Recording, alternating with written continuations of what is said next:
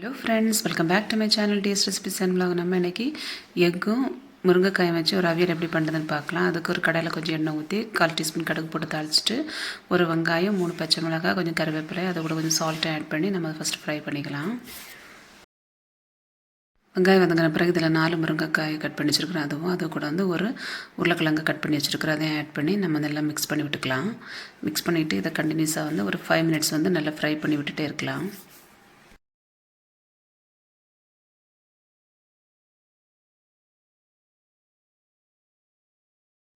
இப்போ வந்து ஃப்ளேமை லோவில் வச்சுட்டு ஒரு மூடி போட்டு க்ளோஸ் பண்ணி நம்ம இதை குக் பண்ணி எடுத்துக்கலாம். தேவையான அளவு சால்ட்டை ஆட் பண்ணிக்கலாம்.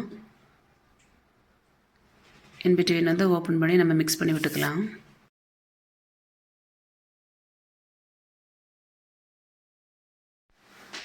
இப்போ ஒரு மிக்சியில் 1 கப்பு திருவின தேங்காய், 3 பல் பூண்டு, 1/2 டீஸ்பூன் ஜீரகம், 1/4 டீஸ்பூன் மஞ்சள் தூள், 1 டீஸ்பூன் காஷ்மீரி சில்லி பவுடர், இவ்வளோத்தையும் நம்ம வந்து குறை நடிச்சு எடுத்து வந்துக்கலாம்.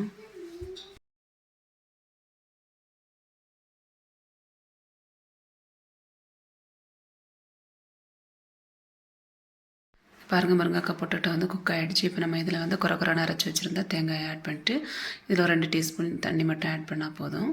தேவையான சால்ட்டை ஆட் பண்ணிக்கலாம். அப்போ அந்த மசாலா எல்லாம் அழகாக அந்த முருங்கைக்காயோட உருளைக்கிழங்கோட கோட்டாகி கிடைக்கும். இதை நல்லா மிக்ஸ் பண்ணிவிட்டு திரும்ப நம்ம க்ளோஸ் பண்ணி இதோட மசாலோட பச்சை வாசனை போகிற வரைக்கும் நம்ம குக் பண்ணி எடுத்துக்கலாம்.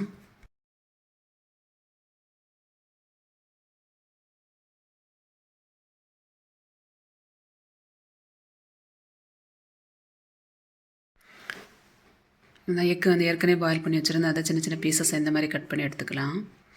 எக்கு வந்து உங்கள் தேவைக்கு ஏற்ற மாதிரி ஆட் பண்ணிக்கோங்க.